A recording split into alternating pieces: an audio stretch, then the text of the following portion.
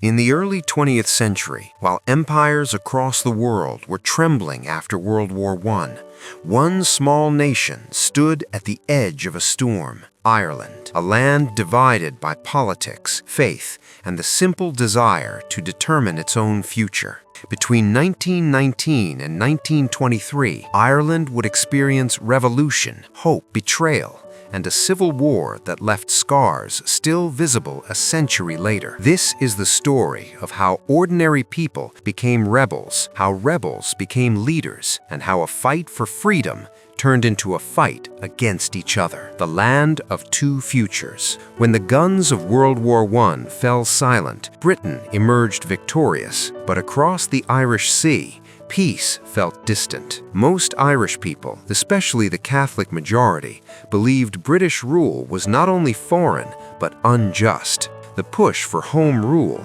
promised before the war, had been delayed. By 1918, patience was gone.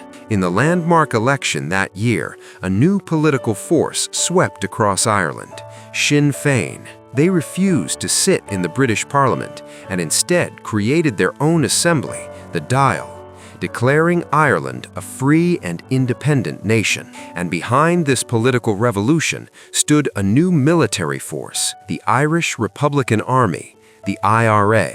Britain did not recognize the new Irish Parliament, and Ireland was now heading toward conflict. The spark at Soloheadbeg. On January 21, 1919, the same day the Dáil first met, a small group of IRA volunteers ambushed a police convoy at Soloheadbeg. 2 policemen were killed. The action wasn't approved by political leaders, but it lit the fuse. Britain treated it as a criminal attack. The Irish saw it as the first blow for independence. Soon, a new kind of war gripped the countryside. Not a traditional war of armies, but an invisible war of ambushes, raids, and disappearing fighters. IRA units formed flying columns, small groups that attacked quickly and then vanished into the hills. Their weapons were limited, sometimes homemade, but their will was strong. The Empire strikes back. Britain answered the growing rebellion by reinforcing the Royal Irish Constabulary. They created new units,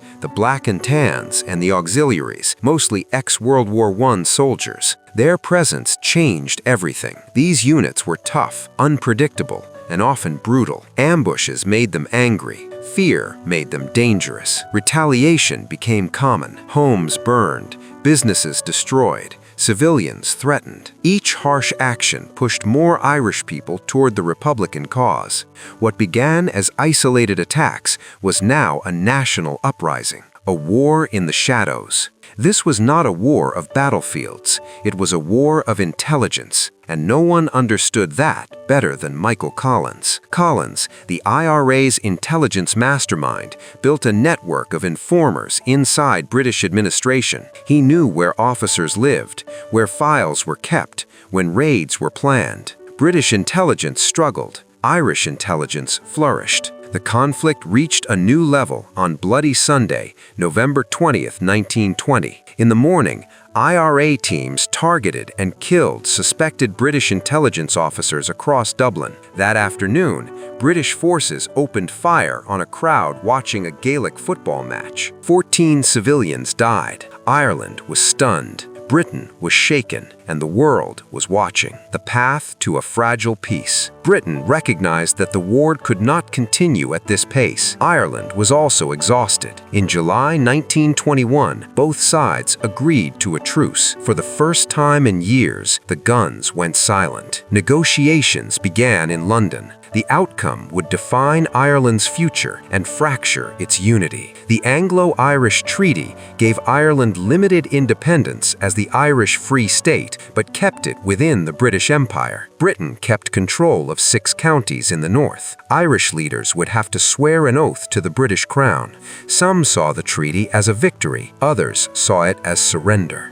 The Irish Revolution had ended, but a new war was about to begin. Ireland turns on itself. The treaty divided the country more deeply than any British policy ever had. Michael Collins supported it. He believed it was the freedom to achieve freedom. Eamon de Valera rejected it completely. Friends became opponents. Comrades became rivals. The IRA split into pro-treaty and anti-treaty factions. Two armies now existed on the same land. Tension exploded when anti-treaty forces seized the four courts in Dublin. The new Free State government warned them to leave. They refused. At dawn of June 28, 1922, the Free State Army opened fire with British-supplied artillery. The Irish Civil War had begun, a nation at war with itself. The fighting began in Dublin, but quickly spread across the south and west. The Free State Army, backed by British weapons, captured major towns in a matter of weeks. Anti-treaty forces retreated into the countryside, adopting guerrilla tactics once again. But something had changed. The public mood was different. After years of conflict, many Irish people just wanted stability, any stability, and the Free State looked like the only path to peace. In August 1922, during a visit to the front lines,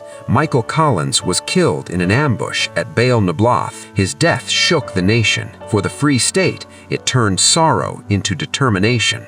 The government responded with strict new laws, including executions of captured anti-treaty fighters. The violence was harsh, but effective. Slowly, the anti-treaty campaign began to fade. By early 1923, the war was all but lost for the anti-treaty side. Leaders were killed or captured.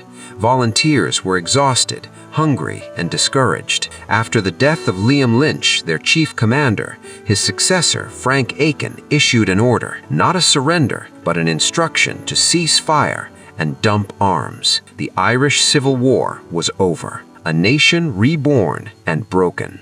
The struggle from 1919 to 1923 reshaped Ireland forever. The War of Independence brought partial freedom. The Civil War brought lasting wounds. More Irish died fighting each other than died fighting the British. Families were split for generations. Old comrades never spoke again. Yet, in the decades that followed, Ireland slowly built a stable and independent nation, but the division created in those years, especially in the north, would ignite later conflicts, including the Troubles that lasted into the 1990s. The road to Irish freedom was not a single event. It was a painful, complicated journey, driven by courage, burdened by sacrifice, remembered in blood and history. This was the struggle for Ireland's soul, a story not just of war, but of identity, loyalty, and the price of freedom.